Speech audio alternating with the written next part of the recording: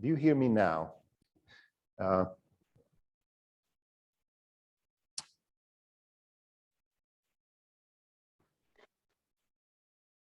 Great, okay.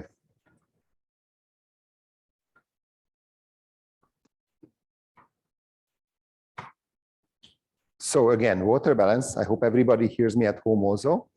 So the question is, why do we want to regulate water balance?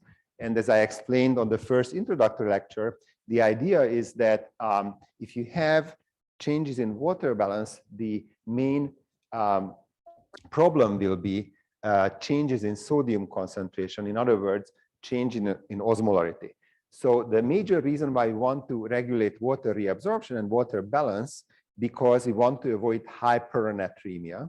Because if we have negative water balance, we lose water, we're going to get hyperosmotic, and the major osmotically active thing in your plasma is sodium. So if you lose a lot of water but lose nothing else, the major problem is going to be hypernatremia. And the reason why this is a problem, osmotic concentration needs to be kept in a tight range. The reason why it's a problem, because water moves in and out of your cells dictated by osmotic concentrations.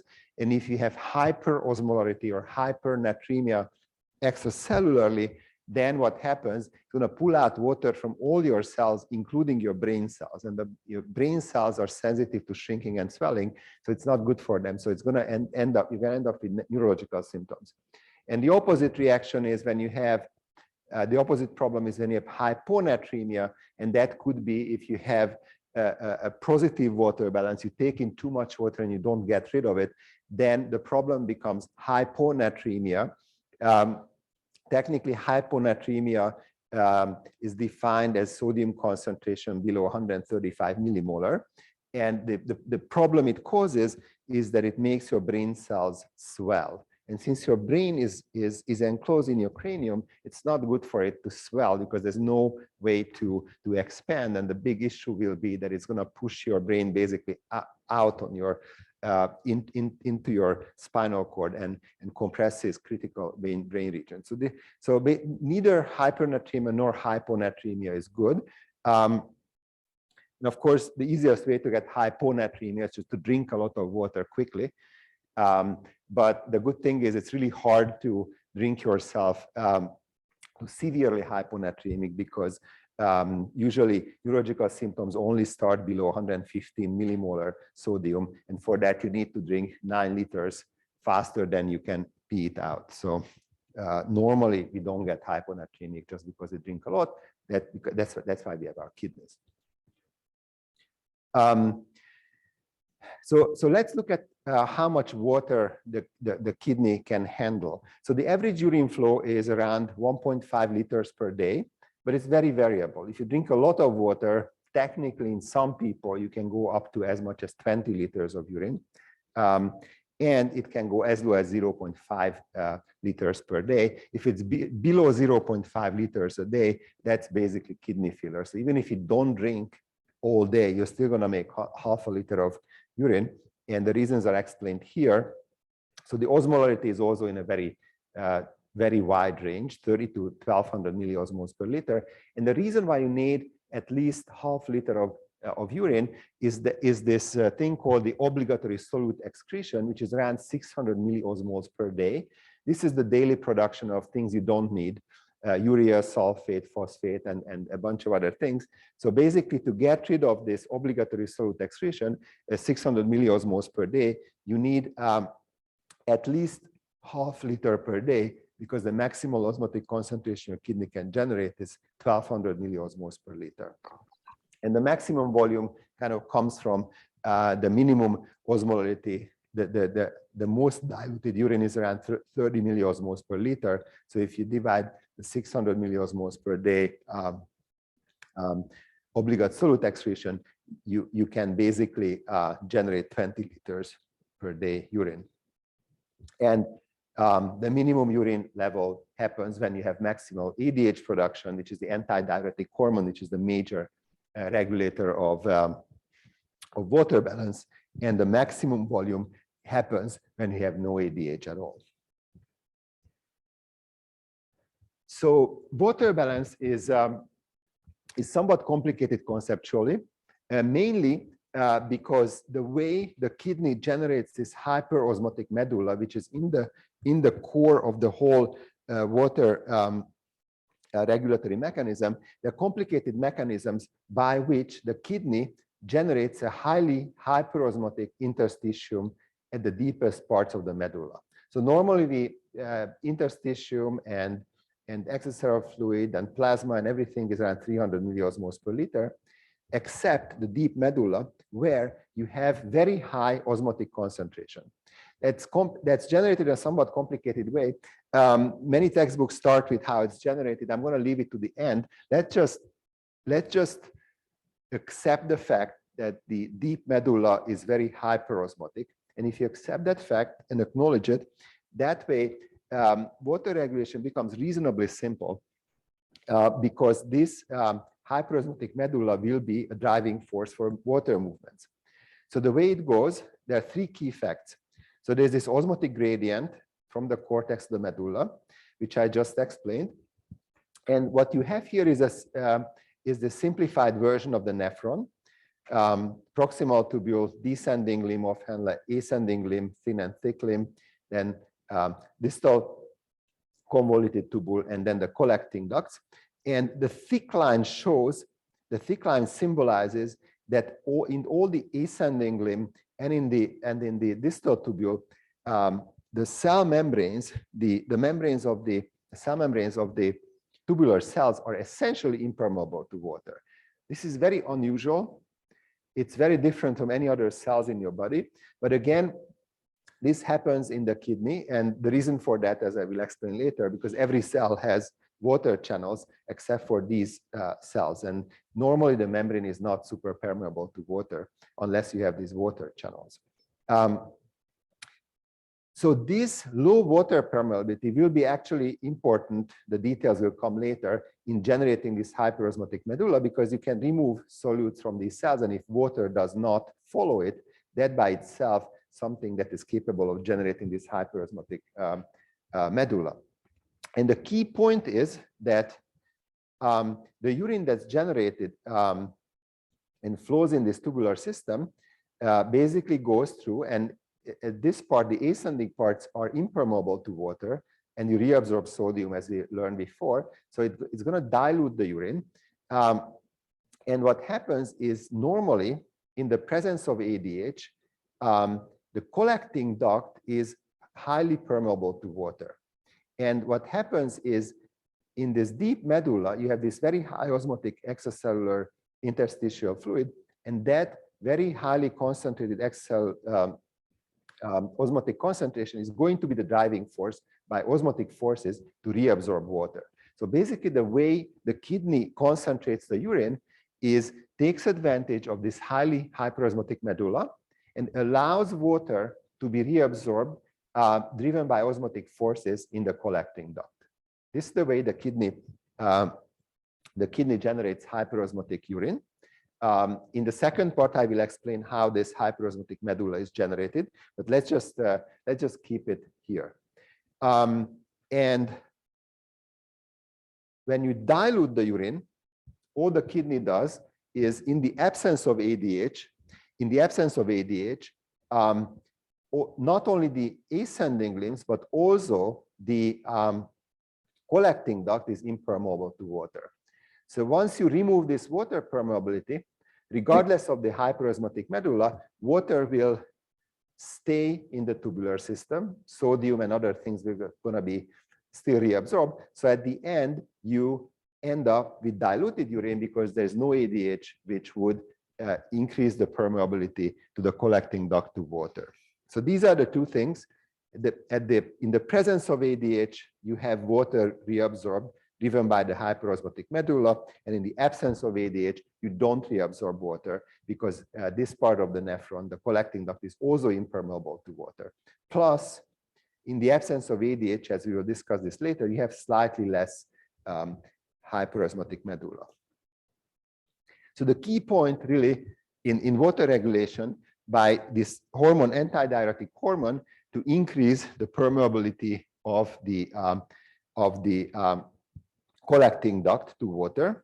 And this is just plotted in somewhat different way here. Basically, what this slide shows is the water permeability of different nephron segments. And you can see that the proximal tubule and the thin descending limb is very, very permeable. Then all the ascending limbs and the distal tubules are very impermeable. And in the cortical and intermedullary collecting duct, you have, in the presence of ADH, high permeability. In the absence of ADH, you have low permeability. This slide just shows ADH is AVP, which is arginine vasopressin. So vasopressin is just another name for ADH. So again, the key point is ADH increases water permeability of the collecting duct. And the molecular mechanism, how this water permeability increase happens, is shown on this slide. It's slightly complicated, but the key point is that what you have is the reason why cells are usually very permeable to water, because essentially every cell, with some notable exceptions, has these aquaporin water channels. And what happens in the collecting duct is, in the absence of ADH, you don't have these aquaporin molecules in the plasma membrane. And when ADH or vasopressin is secreted, it's going to act on this receptor on the basolateral side. It's going to generate cyclic AMP, and cyclic AMP sends a signal to these intracellular vesicles which contain the aquaporin water channels, and these would exocytose to the apical membrane. And basically, once you have aquaporin in the apical membrane, the water permeability will increase.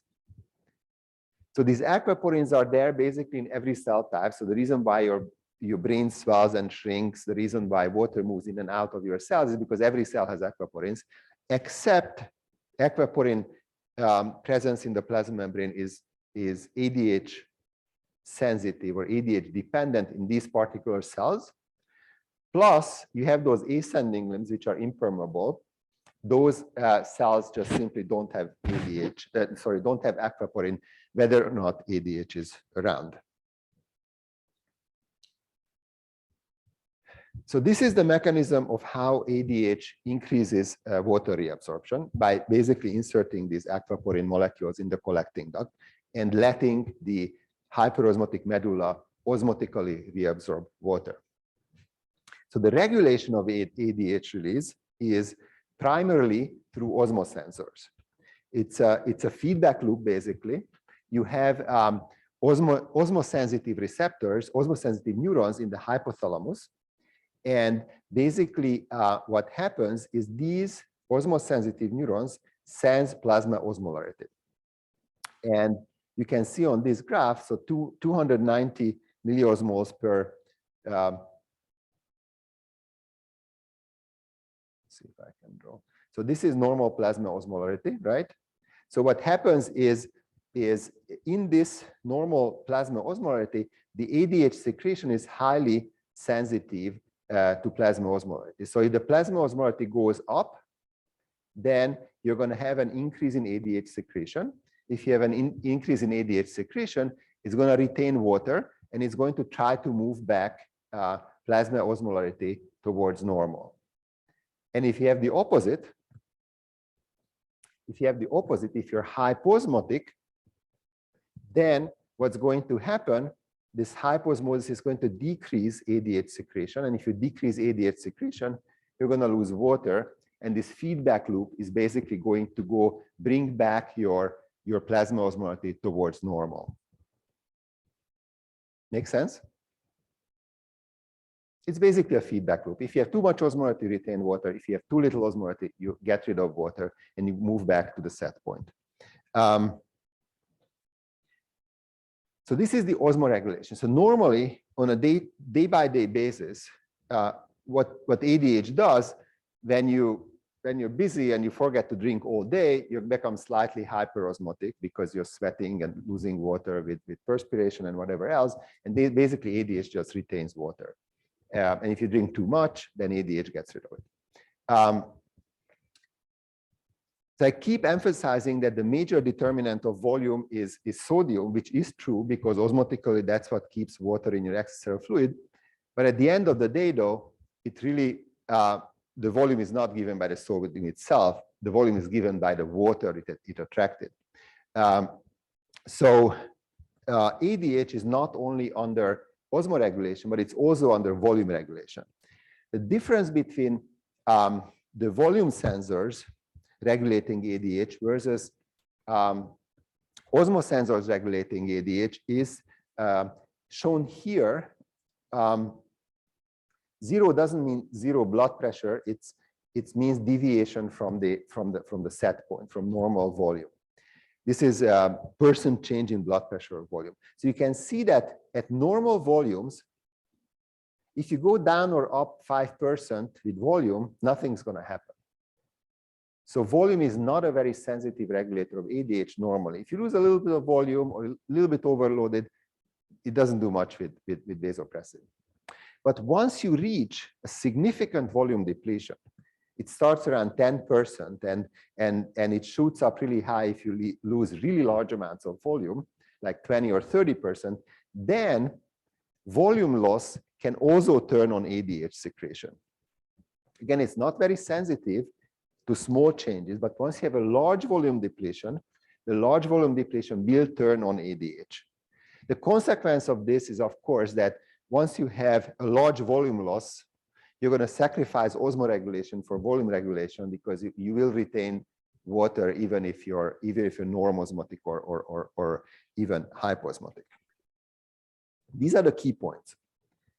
To make it a little bit more complicated, these two factors, like almost any other factor, has some interaction, which means that the volume status will not only regulate the vasopressin secretion, but it also changes the sensitivity to osmotic stimuli. So if your volume contracted, if you're hypovolemic, then the steepness of the dependence of ADH release on osmolarity will be steeper. Whereas if you're in volume expansion, it's going to be less sensitive than if you're normovolemic.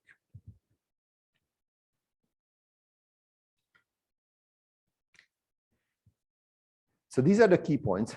So let's go back to the example on the first lecture. I hope you remember at least some of it. Then we had this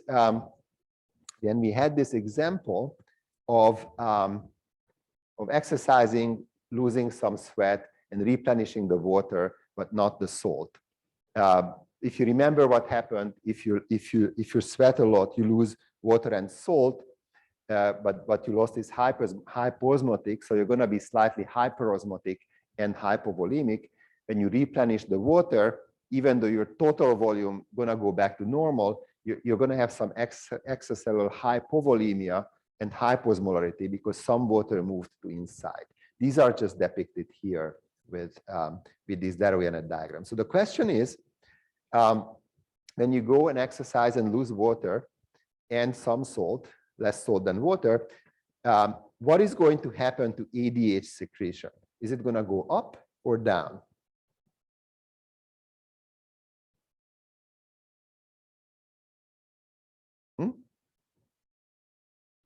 Go up. Going to go up because you became,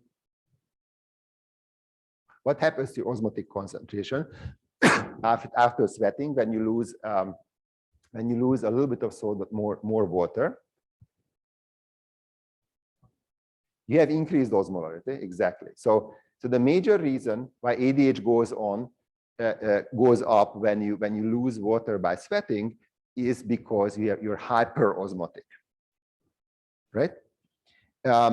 If you lost enough volume, in addition to that, hypovolemia may or may not also contribute to ADH secretion. So if you exercise but don't drink on a hot day, ADH is going to go up no matter what because both hypovolemia and hyperosmosis will stimulate it. Now the question in the second example will be slightly more complicated. So what you have here is you replenish the water, but you did not replenish the salt. So you have extracellular hypovolemia, and you're also hyposmotic. So what's going to happen with ADH?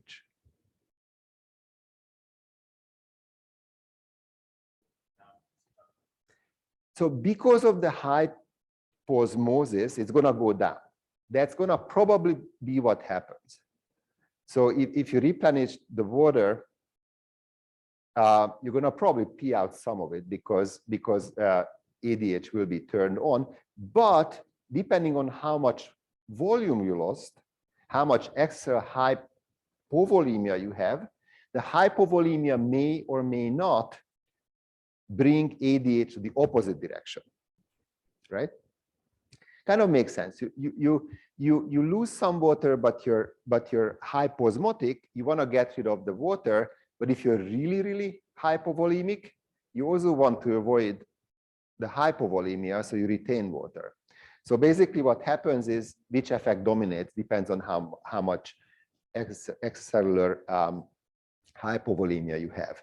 And this is actually clinically important because if somebody has a very severe hypovolemia, ADH will turn on and the volume regulation will override the osmoregulation of ADH. And this is one way people can end up hyposmotic, hyponatremic. This is the way probably marathon runners get hyponatremia also, because you lose a ton of sodium, you keep drinking, even if you drink Gatorade, you're still hypovolemic, and ADH will eventually make you hyponatremic by retaining water. Does this make sense?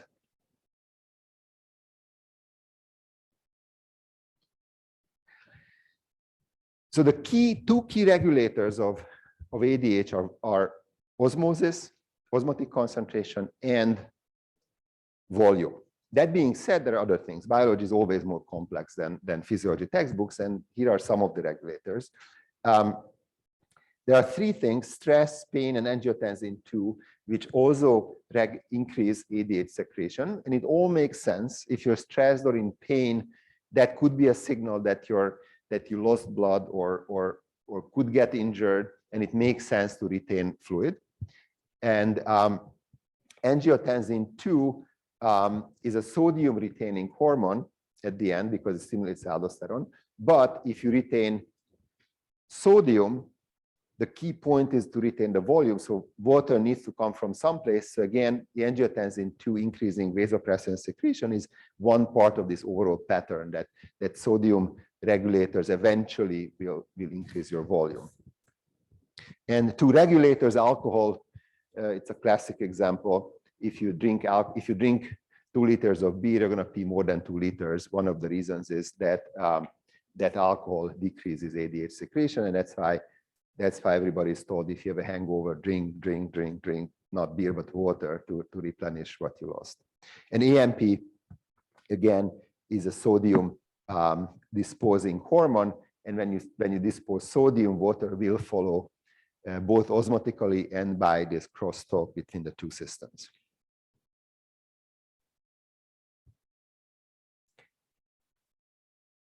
So these are kidney physiology lectures, but of course the whole point of the kidney is to regulate water and sodium and electrolyte balance. And you can't talk about water balance without mentioning thirst, because your kidneys can only regulate the stuff that you consume. So you can, if you're water depleted, all the kidney can do is reduce your urine volume. Eventually you need to replace it by drinking, and vice versa. So the regulation of thirst is very similar to that of vasopressin, actually, because the key stimulus for thirst is plasma osmolarity. If you eat salt, you're gonna get thirsty. And the other key regulator, just like for vasopressin, is blood volume. If your blood volume drops, then it's going to make you thirsty, both by directly regulating thirst and by turning on the renin-angiotensin II system, where angiotensin II regulates thirst. These are essentially mirroring the regulation of ADH secretion. There are two additional factors: dryness of the mouth and monitoring water intake by the gastrointestinal tract. Dryness of the mouth is kind of one signal to signal to that your volume or water depleted. Also, if you don't drink enough water, it's hard to talk. So that's why I have this one here. Once my mouth is dry enough, I will drink. And monitoring the water intake of the GI tract also makes perfect sense, because even though I told you at the beginning that it's really hard to drink yourself to severely hyponatremic, one of the reasons why it's difficult, because once you drank a liter or 2 or 3 of water, your GI tract is going to distend, and it's going to make you really not want to drink more water. And it's a logical kind of safeguard against drinking too much and making yourself hyponatremic. Yes.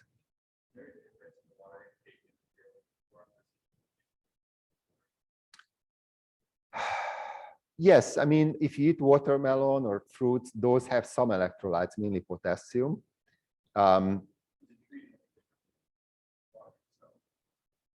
The water itself is not really treated differently. I mean, your body doesn't know if the water came from watermelon versus water, but the way it's somewhat different is that the osmotic effect of consuming it, it's something that has osmotic particles in, will be different. I don't think watermelon will be treated differently from drinking water, eating some potassium and some sugar. So this is a summary. So ADH increases free water reabsorption by increasing the water permeability of the collecting duct by inserting aquaporin molecules to the plasma membrane. Then water is reabsorbed driven by the hyperosmotic medulla, hyperosmotic medullary interstitium.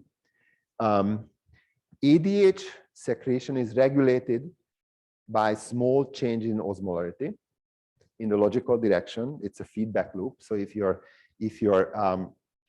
osmolarity goes up, ADH will go up, retain water, and it returns to closer to normal, and vice versa. And larger changes of volume also regulate ADH secretion, and it also modifies its response to osmolar changes. What I have not mentioned yet is that ADH is also a vasoconstrictor. You can deduce that from its alternative name, vasopressin. Again, water and volume regulation and sodium regulation is deeply interconnected. So if you lose a lot of water, if vasopressin turns on, you retain water, but the reason to keep your volume normal is to keep up your blood pressure. So vasopressin being a vasoconstrictor also makes sense in this context. And finally, a very important regulator of water balance is thirst. So this is kind of the core of water balance. I would like you guys to remember, because I think this is relatively straightforward. It makes perfect sense. And at the beginning, I said that the real complicated part that freaks out everybody is how this hyperosmotic medulla is generated. So I'm going to go through in a couple of slides how it's done. This is the complicated part. Try to understand now for the exam and whatever. But if you forget the details, but you remember the first part of the lecture, you will have a good understanding of water balance. So there are 3 mechanisms, but let's look at first what is this hyperosmotic medulla. So you can see what is plotted in the right here is the concentrations of sodium, chloride, and urea. And you can see that sodium and chloride concentrations shoot up in the outer medulla and show only slight increases in the inner medulla. And on the other hand, urea concentration goes up throughout the whole medulla from the cortex, from the outer to the deepest part. And so there will be 3 mechanisms that generate or maintain this hyperosmotic medulla. Number 1 is the countercurrent multiplier.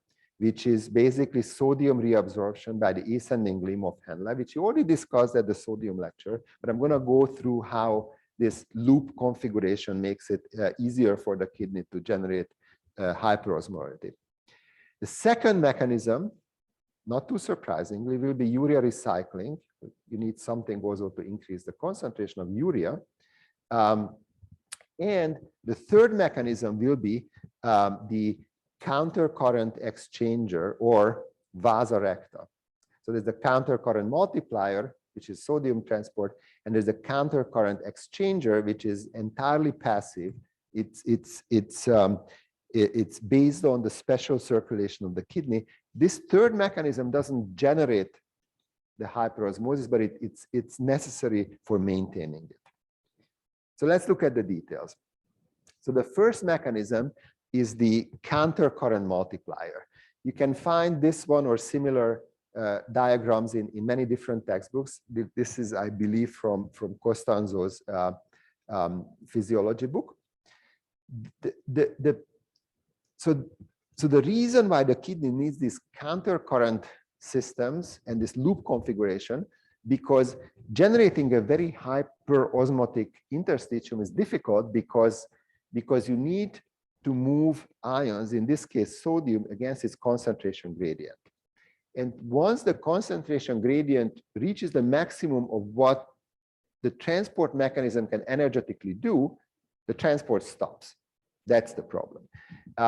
And it just happens so that it was easier somehow evolutionary to overcome the transport maximum of these transporters by this loop mechanism, rather than somehow coming up with a better transporter that can do a higher concentration gradient. So the way it goes is, let's start with this imaginary situation when you have the descending limb, the ascending limb, and everything is 300 milliosmoles per liter. And the fluid flows from here to here. And as I mentioned earlier, the key point is that the ascending limbs are impermeable to water. The stick line symbolizes that. So the way this countercurrent system works, it's usually divided into small didactic steps. In reality, everything happens at the same time, but it's easier to understand by looking at, by breaking it down to single steps. So what happens on the first one, which is called single effect here, is that this ascending limb is going to move sodium from the tubular lumen out into the interstitium. And so the osmotic concentration will decrease from 300 to 200 here. It's going to go to 400 outside. And this is the moment where the transport stops, because energetically it cannot move, cannot generate higher concentration gradient. Then another thing happens at the same time, that the water, by osmotic forces, is going to move out from the descending limb to the interstitium. And basically, it's going to increase the osmotic concentration in the descending limb, right? But then what happens, the fluid flows. So this 400 milliosmol from here is going to move into this direction, and it's going to increase the osmotic concentration, the ascending limb, from the original 300 to 400. Then the next single effect happens. Again, sodium moves, decreases the 300, decreases the original 400 to 300. Outside is going to be 500 milliosmoles per liter. And then water moves. This becomes 500. The whole thing moves again, and you can repeat it a couple of times, and you can basically generate a higher osmotically active interstitium than without this mechanism. The maximum you could get is 400 if you don't do this looping mechanism. And in reality, roughly half of the interstitial osmotic gradient is due to sodium chloride, so it can go up to something like 600. So this is the countercurrent multiplier.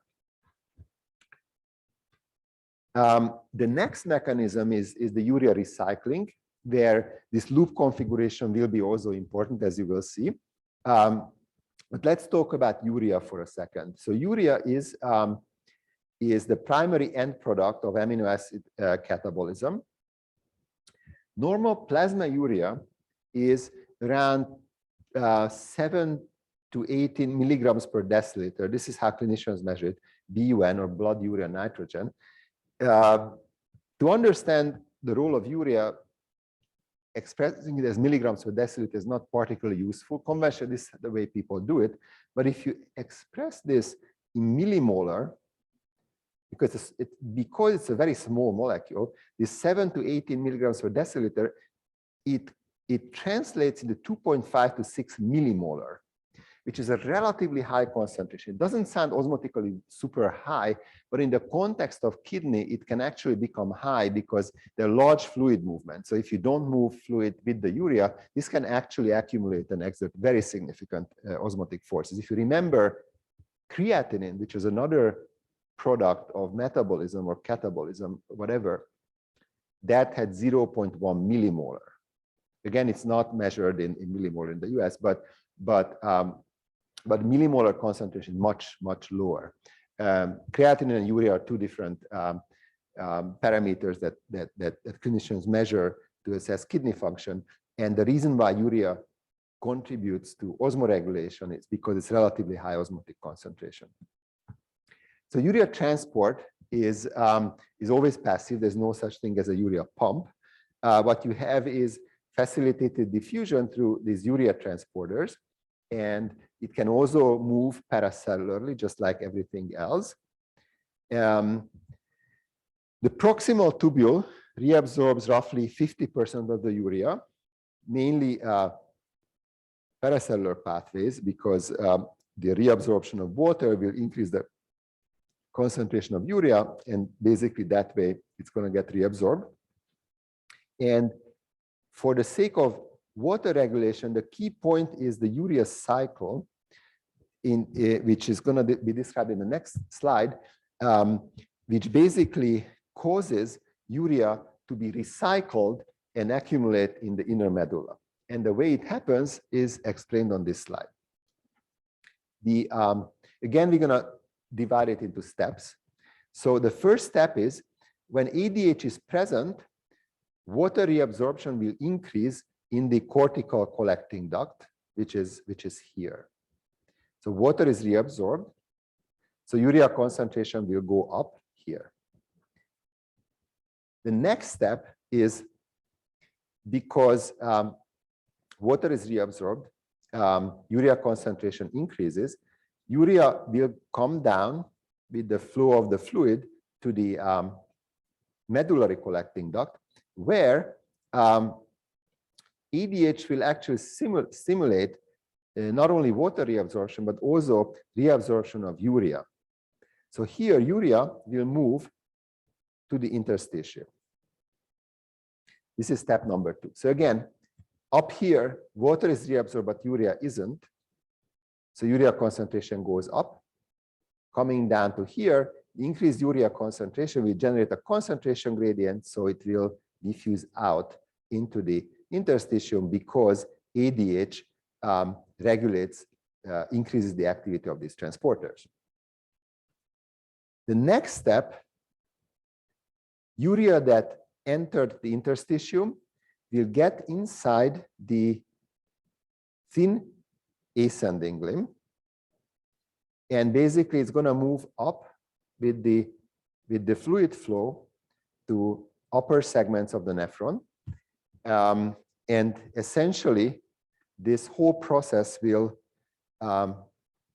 repeat itself, because now even higher concentration of urea will get to the cortical collecting duct. Water reabsorbs, even further increases the concentration of urea, and basically urea sort of recycles in this system, in this loop fashion, and the end result is that a lot of urea will be dumped into the inner medullary interstitium. So that's urea recycling. This slide kind of summarizes the osmotic changes in the which I already described. You can see that as you go through the tubular system, in the loop of Henle, the osmotic concentration will be very high at the bottom of the deepest part of the medulla, and then decreases significantly. And it does more so in the presence than in the absence of ADH. Because in the absence of ADH, you can imagine from the previous slide, if you don't increase the urea permeability in the deeper inner medullary collecting duct, if you don't increase urea reabsorption, then you will lose urea in the urine. So the overall osmotic, high osmotic concentration in the inner medulla will be less. And another reason for the less osmotically active interstitium in the absence of ADH, that also ADH stimulates the sodium-potassium 2-chloride transporter in the thick ascending limb, which is really the key mechanism for the countercurrent multiplier. So for these two reasons, ADH doesn't only increase the water reabsorption, but it also increases of how much osmotically active stuff is deposited in the inner medulla. This was already also mentioned in one of the first slides, if you remember. And from here, the two scenarios where you do have ADH versus you don't have ADH depart quite significantly, because if you have ADH, then you have a lot of water reabsorption, and eventually the urine osmolarity will reach that of the deepest part of the loop of Henle. Whereas if you don't have ADH, then the tubular fluid will keep getting diluted because of continuous sodium reabsorption, and you end up with very low urine osmolarity. So these were the two mechanisms: countercurrent multiplier, which is basically the thick ascending limb reabsorbing sodium, and the urea reabsorption, urea cycle. And the third mechanism, which is also called the countercurrent exchanger, is based on the special circulation of the kidney, which is called vasa recta. So vasa means some sort of blood vessel, recta means straight. So this is shown here. You can see that in the cortex, where you have the glomeruli, you have these efferent and efferent arterioles and the glomerular capillary loops, etc. But what you have in the inner medulla is that, strangely, the blood doesn't go down to the inner medulla as arterioles, but it goes down as capillaries.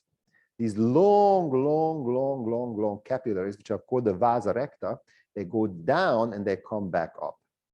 And this is important because this ensures that the circulation of the medulla is not going to wash out the interstitial high osmotic concentration, because if you remember, for cardiovascular physiology, blood vessels, capillaries are permeable to almost everything. So even if you generate this really high hyperosmotic medulla, those osmotically active stuff is going to go into the capillaries, is going to go out with the circulation.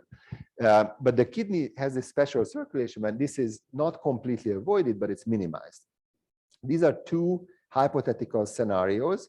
This is this hypothetical straight tube exchanger, when you can imagine that the vasa recta comes down, but instead of going back up, it kind of gets back into the straight into the general circulation. So if instead of this down and up configuration, the blood would just leave the kidney in the inner medulla from the capillaries, then what would happen is, as the blood goes down into the deeper medulla, its osmotic concentration will increase because water goes out, salt and urea will go in, and eventually you wash out, in this particular example, 750 milliosmol per liter of osmotically active sodium and urea.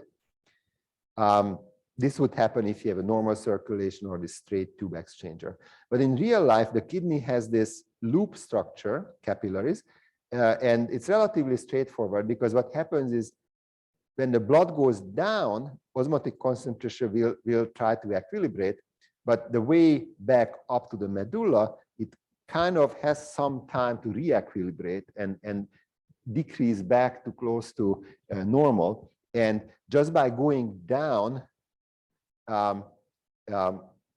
losing water and gaining salt, on the way back up, it's going to lose salt and gain water. So eventually, instead of washing out, in this previous example, 750, it just washes out 450, which is still dilutes it. It's not going to stay there forever, but it minimizes this dilution. And in addition to this special circulation, what is also important to understand is that a relatively small fraction of the blood actually goes to the medulla. And this also has some clinical relevance, because if there is a low circulation of the kidney, the first part of the kidney that gets damaged by hypoxia will be usually the medulla, because it has a very low circulation to start with. Again, the reason for that is not to wash out this hyperosmotic medulla. So again, here, just summarizing, the countercurrent multiplier increases sodium in the medulla. Then the urea recirculation, especially in the presence of ADH, increases urea in the interstitium, and the vasa recta, the countercurrent exchanger, ensures that it's not washing out. So that's basically how the kidney concentrates and dilutes urine. The last 2-3 slides, I'm just going to explain briefly the concept of free water, and then we will have a break. And so the concept of free water, based on the idea that a hyposmotic solution can be considered as a mix of isosmotic solution plus free water. If you have a solution that is 150 milliosmoles per liter, you can generate that by taking 300 milliosmoles per liter, mix it the same volume of pure water, and the pure water we added is that we call free water. On the other side, hyperosmotic solution can be considered as isosmotic solution minus free water. Taking water out of a isosmotic solution is kind of tough, but you can imagine that you evaporate half of the water. They took out the free water by evaporation. In the context of the kidney, basically the ascending limbs of the handlet generate free water by not letting water follow sodium and diluting the fluid. And in the presence of ADH, the free water is reabsorbed. And you can have a negative free water clearance, which we'll explain in the next slide. And in the absence of ADH, free water is excreted, and then you have a positive free water clearance. And now, what is free water clearance? So free water clearance is based on the idea that, that one can look at the urine output as equal to the amount of isosmotic plasma cleared plus or minus the amount of solute free water excreted. If you can describe it in a way that urine flow equals osmotic clearance plus free water clearance. And so the way you calculate osmolar clearance, just the way you calculate any other clearance, the osmotic concentration in the plasma in the urine divided by the osmotic concentration in the plasma times the urine flow. And if you solve the first equation for free water clearance, then free water clearance equals urine flow minus osmolar clearance, which, if you wish, you can rearrange in a way that urine flow times 1 minus u urinary osmolarity divided by plasma osmolarity. And the idea is that when the osmolarity of the urine is less than that of the plasma, then the free water clearance is positive and water is excreted, or free water is excreted. And when the osmolarity of the urine is greater than that of the plasma, then free water is reabsorbed. And if you go back to the original numbers in the beginning of this lecture, then U times V for osmoles per day is 600 milliosmoles per day, which is the same as the obligatory solute excretion. If you divide that with plasma osmolarity, then it's 2 liters per day.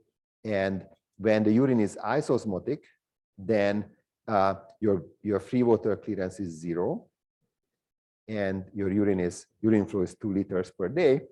And in the absence of ADH, you can plug in the minimum osmolarity in the urine, and you can get 18 liters per day free water clearance. And in the presence of maximal ADH, when you only have half a liter of urine, then the end result is that your free water clearance is negative 1.5 liters per day. In a way, the kidney can retain 1.5 liter of free water at maximum, and it can excrete up to 18 liters per day as a maximum. So that's the end of this lecture. Let's have a 5 or 10. Let's do 5 minutes so we can move.